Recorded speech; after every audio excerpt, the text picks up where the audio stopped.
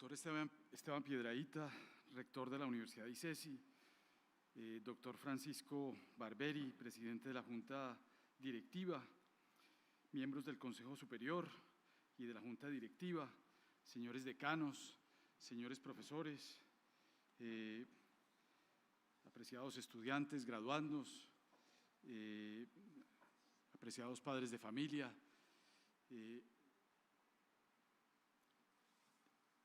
quisiera empezar agradeciendo al señor rector y a esta magnífica universidad por esta invitación.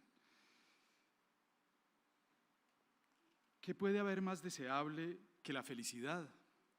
Pocas cosas, o tal vez ninguna, y para demostrarlo, basta con preguntarle a los padres de familia, a ustedes, señores padres de familia, ¿qué es lo que más quisieran para sus hijos? Estoy seguro de que la gran mayoría escoge felicidad, mucha felicidad.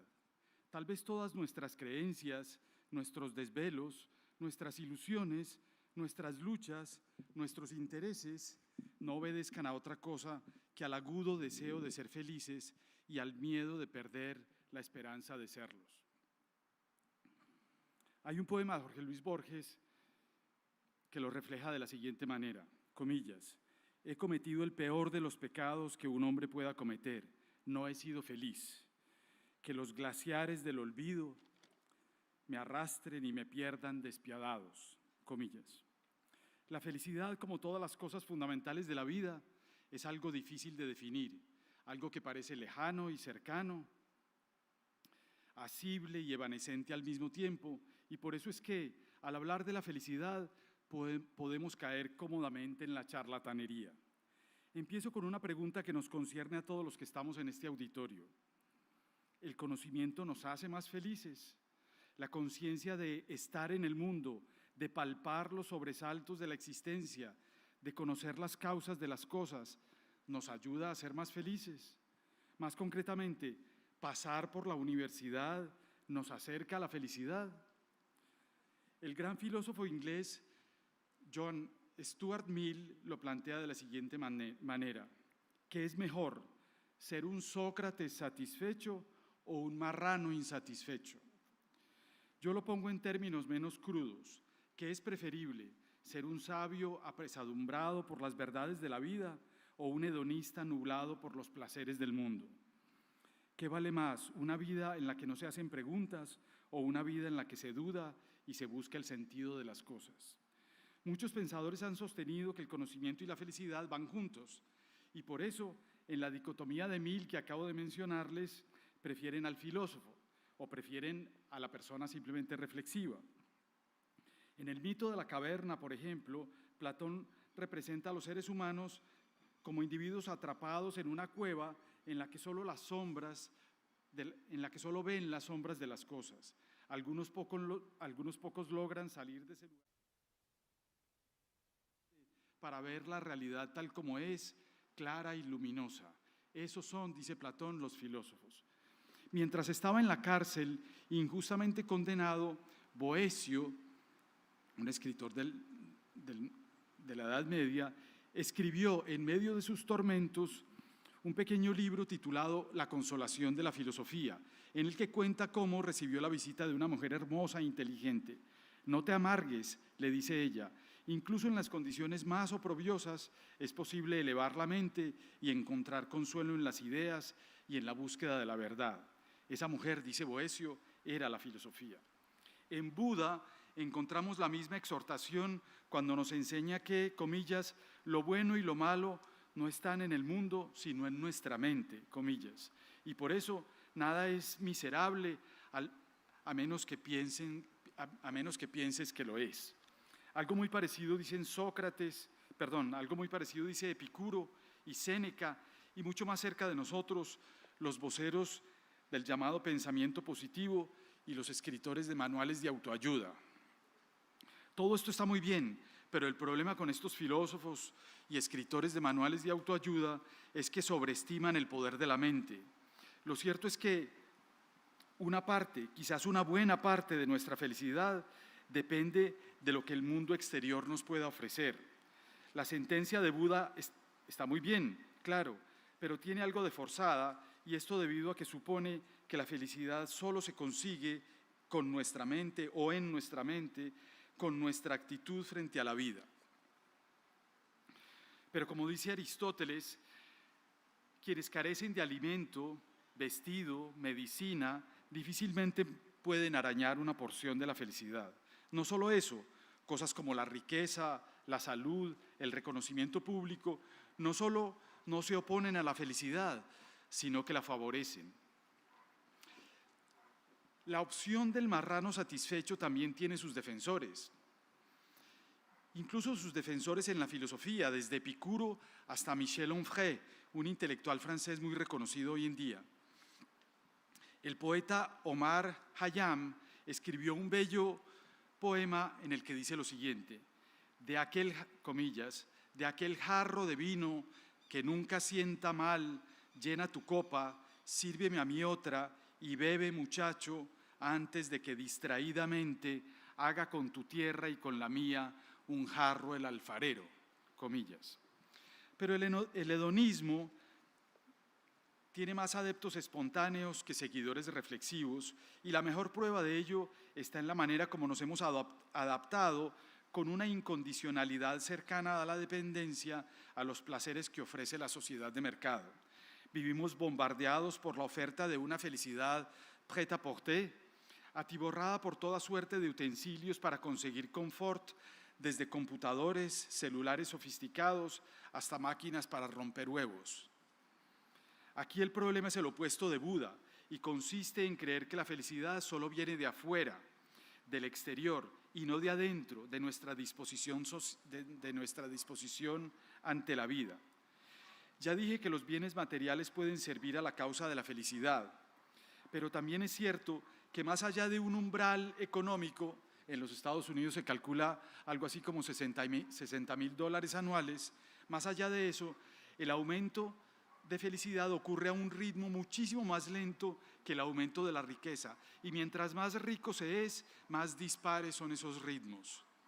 Carlos V fue el monarca más poderoso del siglo XVI, dueño de medio mundo, todo o casi todo lo tenía, pero al final de su vida se debatía entre la depresión y la melancolía. Los psicólogos sociales han investigado lo que le ocurre a las personas cuando se ganan la lotería.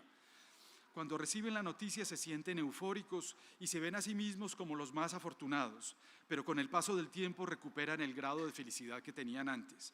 Algo similar les ocurre a las personas que sufren un accidente terrible y quedan reducidos a una silla de ruedas. Al principio sienten que nadie es desgraciado como ellos, pero luego, poco a poco, vuelven a ser lo que eran antes. Pero no hay que ir demasiado lejos en la subestimación de la riqueza y de otros bienes materiales. Es verdad que no hay una conexión necesaria entre dinero y felicidad, pero sí hay una conexión.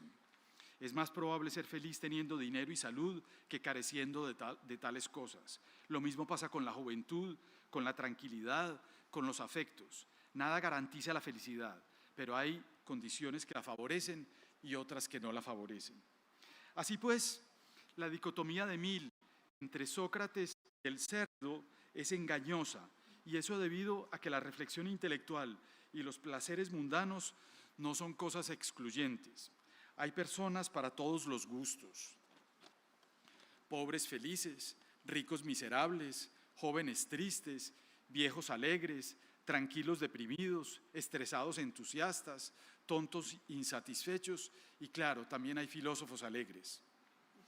De lo que he dicho hasta ahora, no se desprende entonces ningún argumento para optar por una de las dos opciones, la de Sócrates o la del ser reflexivo por un lado, o la del marrano por el otro lado.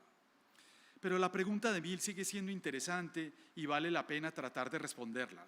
Para eso les propongo que miremos el asunto de otra manera.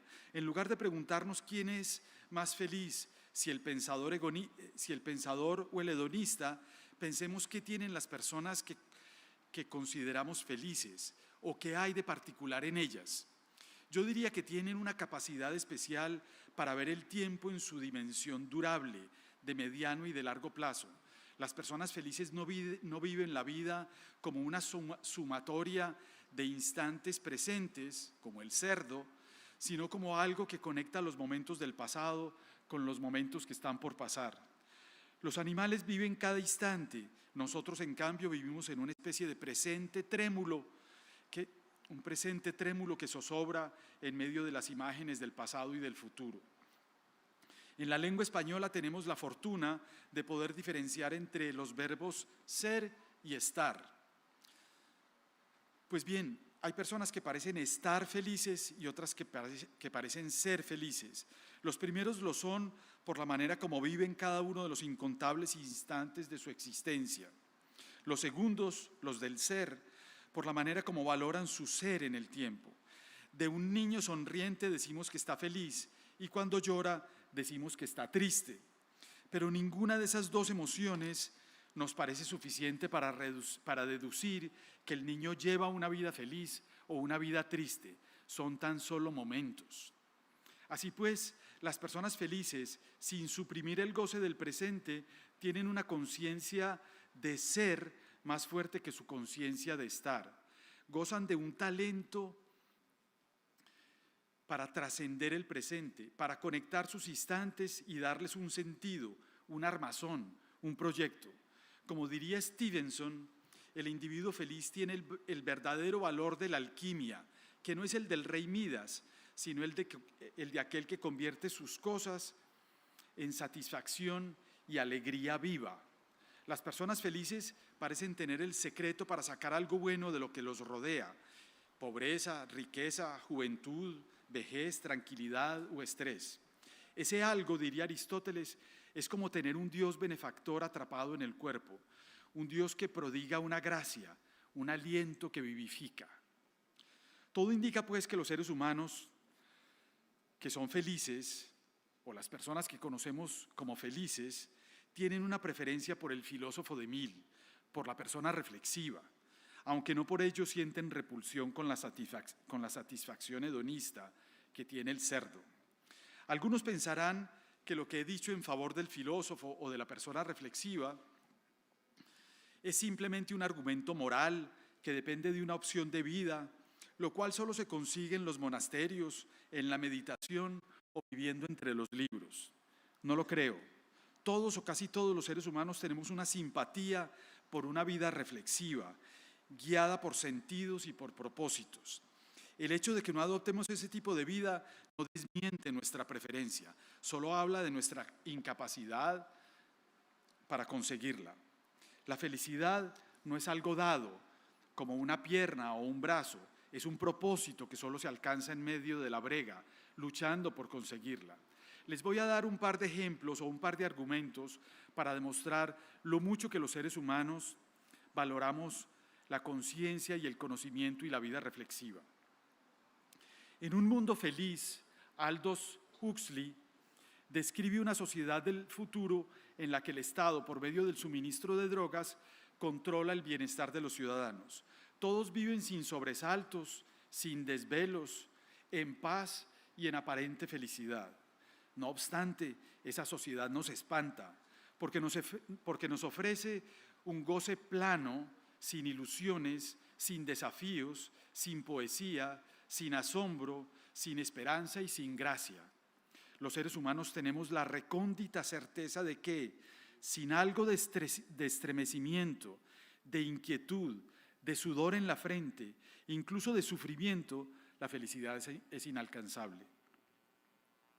Sabemos que ni las dificultades nos hacen necesariamente infelices, ni los placeres necesariamente felices. La suerte de Sísifo en la mitología griega, condenado por toda la eternidad a subir una gran piedra a la cima de una montaña para dejarla luego rodar y subirla de nuevo, podría ser menos miserable si Sísifo se inventara un cuento para darle algún sentido a lo que hace, como lo hizo Boecio cuando estaba en la cárcel injustamente condenado. Más recientemente, Paul Bloom, en The Sweet Spot, sostiene que una buena dosis de dolor, de sacrificio, de fracaso y de pérdida ayudan a conseguir la felicidad. Eso no significa, claro, que los que más padecen sean los más felices, como a veces sugieren las religiones. Bloom habla sobre todo de sufrimiento escogido, como el que padece el escalador que sube a una montaña el ciclista que corre la Vuelta a Francia, el artista que se desvela puliendo su obra, el estudiante que se sacrifica para sacar mejores notas.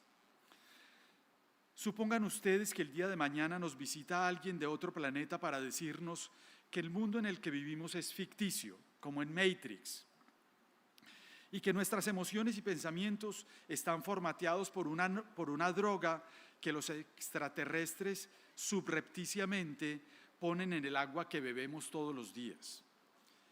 ¿Quiere usted dejar de beber de esa agua y dejar de recibir esa droga para volver a la realidad? Nos preguntan. ¿Qué les responderíamos? Una pregunta muy difícil. La cuestión no es tan quimérica como parece. Cada día crece el temor de que las grandes corporaciones como Google, Facebook o Amazon, que controlan buena parte de las comunicaciones y los negocios en el mundo, estén manipulando nuestra mente, haciendo de nosotros unos adictos a las redes, a los aparatos electrónicos y a los productos que nos venden. ¿Qué vale más, lo que realmente queremos o lo que nos han hecho creer que queremos? Cada vez hay más gente que sigue a Jaron Lanier en su célebre libro 10 argumentos para borrar su cuenta en las redes sociales ahora mismo. El mundo que nos ofrecen las redes sociales con sus corporaciones agazapadas, me pregunto, ¿no se está pareciendo cada vez más al mundo que pinta Huxley en su libro o que pinta Orwell en 1984 cuando pone a O'Brien a decir que la humanidad es débil y puesta a escoger entre la libertad y el placer, casi siempre opta por el placer? No tengo la respuesta a esta pregunta, pero todavía tengo la esperanza de que no hayamos llegado a ese punto. Todo esto muestra que preferimos una vida con sentido y conocimiento, así esté llena de sinsabores. En todo caso, preferimos una vida libre y consciente. Sabemos que la felicidad es un estado del alma, favorecido por el conocimiento, la reflexión y sobre todo por la libertad, sin la cual no hay ni conocimiento ni reflexión. Sin la conciencia de ser en el mundo o incluso sin la idea socrática de una vida examinada, solo conseguimos una felicidad evanescente. Esto no significa que nuestra única opción sea la del filósofo melancólico. No hay ninguna razón para que la filosofía sea triste y de hecho creo que cada vez lo es menos. Más aún para tener una vida reflexiva en la que se hacen preguntas y se intenta encontrar el sentido de la existencia, no hay que pasar por estudios de filosofía. He respondido a la pregunta inicial. Más vale una vida reflexiva y acompañada de conocimiento que una vida vegetativa en la que no se hacen preguntas. Pero esto no resuelve todo lo que me he planteado desde el inicio, y no lo resuelve porque no basta con tener una vida autoconsciente para conseguirla. La racionalidad, como la felicidad, es un propósito. A la razón no solo hay que ponerla a funcionar, sino hay que cultivarla e impedir que se extravíe. Mejor dicho, la razón no siempre es confiable, está llena de abismos por los que nos podemos deslizar. Stephen Hawking decía que, comillas, el gran enemigo del conocimiento no es la ignorancia, sino la ilusión de conocimiento, cierro comillas. Y Neil deGrasse Tyson dice que podemos conocer lo suficiente de un tema para pensar que estamos en lo cierto, pero no conocer lo suficiente para saber que estamos equivocados, cierro comillas. Hoy, gracias a los estudios que se han hecho de nuestro cerebro desde mediados de los años 60, en lo que se conoce hoy en día como la revolución cognitiva, sabemos que el origen de la fragilidad de la mente está en buena medida en que algunas de nuestras emociones más fuertes, sobre todo las relacionadas con la defensa del honor, la familia, el partido, la patria o nuestros dioses, son demasiado fuertes y oscurecen o simplemente bloquean la racionalidad. Esto no significa que las buenas razones lleven siempre las de perder. Si miramos el pasado de la humanidad, esas razones se han impuesto con mucha frecuencia y en muchos ámbitos de la vida social. Así como hemos conseguido progreso material, también hemos logrado progreso moral. Hoy somos, así a veces no sea evidente o no parezca, mejores personas que hace 100 o 200 años.